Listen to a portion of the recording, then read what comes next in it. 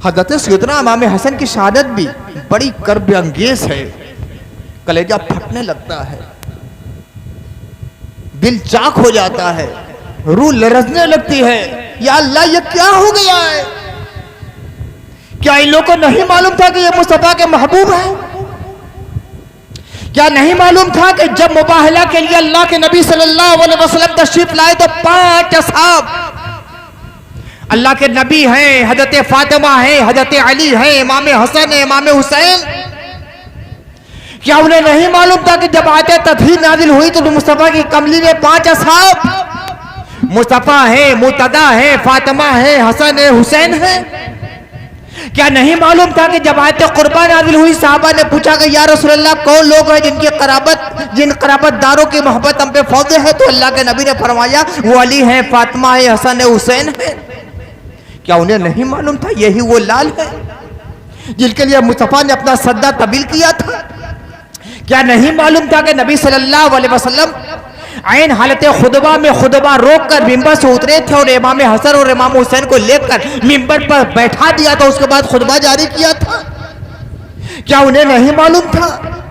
मुस्तफा सल्लल्लाहु अलैहि वसल्लम उन्हें बोसा लिया करते थे, उनके होठों को चूमते थे, रुखसारों को चूमते थे, पेशानी को चूमते थे, सीने से लगाते थे, कहते ये मेरे प्यारे हैं, मेरे बेटे हैं, मेरी बेटी के बेटे हैं। या अल्लाह, मैं इनसे प्यार करता हूं, तू भी इनको प्यारा बना ले, जो इनसे मोहब्बत करे उसे भी प्यारा बना ले।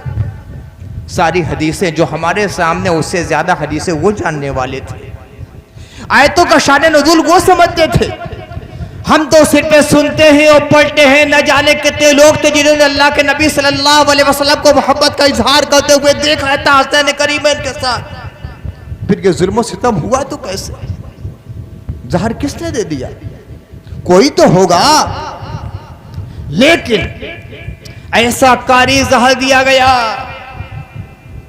कई बार जहर दिया गया था, आखिरी बार इतना सख्त जहर दिया गया कि हज़रत सैयदना इमाम हसन का कलेजा कट कट कर गिरने लगा था, तश्ते रखा था। जब अपने मुंह को खोलते थे तो कलेजे के कटे हुए टुकड़े उस तश्ते में आते थे। कौन बयान करेगा? मोहब्बत की दास्तानें तो आप लोग सुनते हैं, अदावत की दास्तानें कौन सुनेगा? आज सफाई देने वाले लोग आ जाते हैं, कैसे ये हो गया, जहर कैसे दिया गया, कौन जहर देने वाला था जब सब अच्छे थे?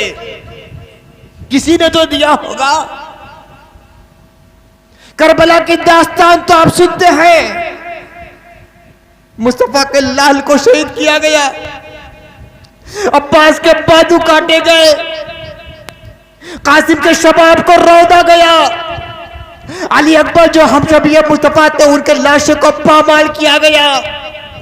शामा गहे असगर को जब इमाम हुसैन गोद में लेके आए तो हुरमला का तीर उनके हुल्कुम में लगा, शहीद कर गया, सब मालूम आपको। हसन मुसन्ना को जख्मी किया गया। लेकिन आओ मदीने में देखो, वो तो करबला की बात थी, वहां खानदान का कोई फर्द नहीं था इन लोगों के अलावा, मानने वाले लोग नहीं थे इन बावजूद के अलावा, वो अपनी बस्ती नहीं थी, अपना इलाका नहीं था। इमाम हसन है, मदीना मुनव्वरा है, जाने सारों का हुजूम है, उनके दरमियान आके इतना कारी जख्म दिया जाता है कि कलेजे के टुकड़े गिर गिर कर तश्त में गिर रहे हैं, कट कट गिर रहे हैं, पूरा तश्त भर जाता है। फिर तश्त घूडे ला गया, फिर खून खून खून पूरा तश्त भर जाता है, फिर उड़ला गया, फिर बढ़ गया, यहाँ तक कि 3 दिन के बाद शहीद हो जाते हैं। इन्ना लिल्लाहि व इन्ना इलैहि राजिऊन। आपने सुना करबला में हुसैन और उनके मानने वाले, उनको अंसार आवार को शहीद करने के बाद ये जुल्म किया गया, सबके सर काटे गए, तने बेसर को जमीन पर रखा गया, घोड़े दौड़ाए गए, उनके तनों को घोड़े की टापों से पाश पाश करा दिया गया। ये सुना? शहादत के बाद भी ये मजलूमियत की दास्तान आप बार बार सुनते हैं। हज़रत सैयदना इमाम हसन के साथ भी शहादत के बाद बड़ा जुल्म किया गया। जब आलमे नासूस से आलमे लाहूत में आने का वक्त आया। हजरत सैयदना इमाम हसन ने हजरत आयशा के पास फरिश्ता भेजा, जाओ नानी के पास जाओ और उनसे कहो हसन इजाजत चाहता है कि उसको मुस्तफा सल्लल्लाहु अलैहि वसल्लम के रोज़े में दफन किया जाए। हजरत उम्मुल मोमिनीन आयशा ने इजाजत दे दी। हजरत इमाम हसन की शहादत हो गई। हजरत इमाम हसन अलैहिस्सलाम ने शहादत से पहले इमाम हुसैन से फरमाया था, हुसैन मेरे भाई हुसैन, मेरे होने वाले वारिस हुसैन, वारिस इमामत हुसैन, जब मेरी शहादत हो जाए तो अगरचे मैंने नानी हजरत आयशा से इजाजत तलब कर ली है, मगर एक बार फिर इजाजत तलब कर देना। हो सकता है मुर्बत के बिना पर इजाजत दे दी हो, लेकिन मुझे लगता है कि बनु उमैया के लोग मुझे रसूलुल्लाह सल्लल्लाहु अलैहि वसल्लम के खुतबे में दफन नहीं होने देंगे। ये जुल्म है।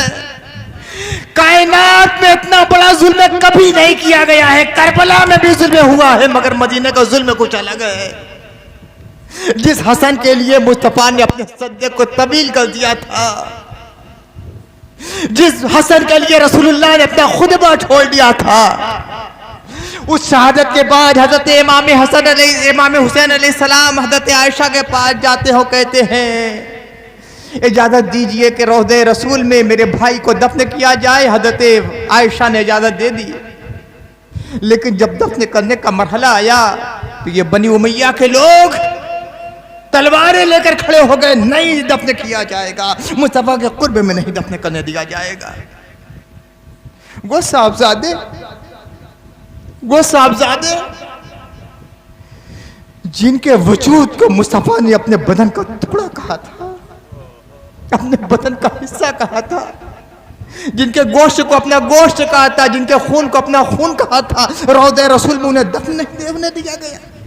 तलवारें लेकर, नेज़े तान कर, कामानों में तीर लगाकर खड़े हो गए। मरवान आगे बढ़ा, हम दफन नहीं होने देंगे।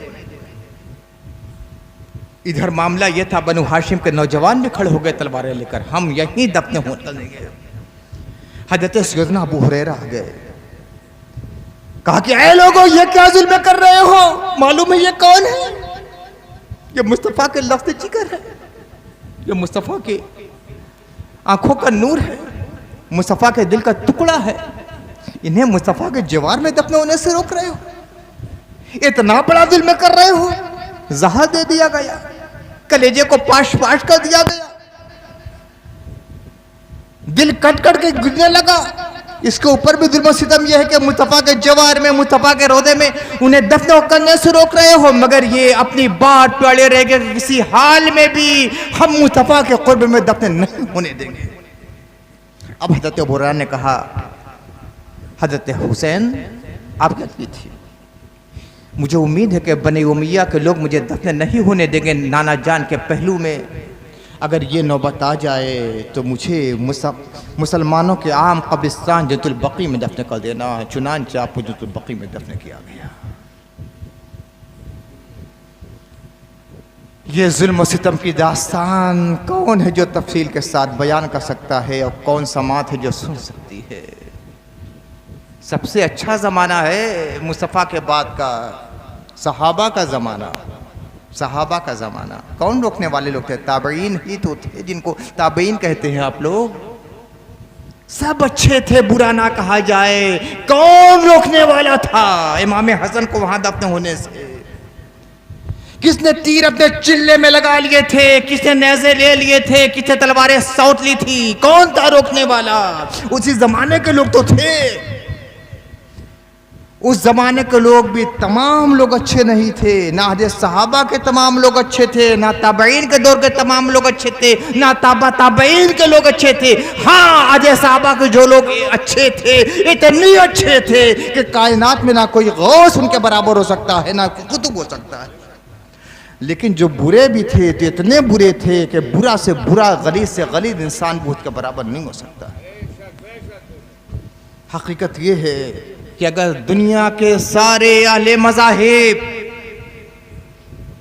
अपने अपने जालिम तरीन अफराद लोगों को लेकर आ जाएं और इधर से सिर्फ बनु उमैया को पेश किया जाए चंद लोगों के अलावा, तो इनके जुल्म सितम की दास्तान सब पर भारी रहेगी, सब पर भारी रहेगी।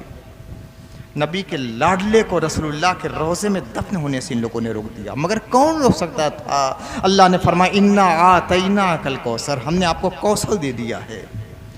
या रसूलुल्लाह आपकी नस्ल बढ़ती रहेगी, बढ़ती रहेगी, बढ़ती रहेगी। आज पूरी दुनिया में सादाते किराम का कब्जा है, दिलों पर भी कब्जा है, दलों पर भी कब्जा है।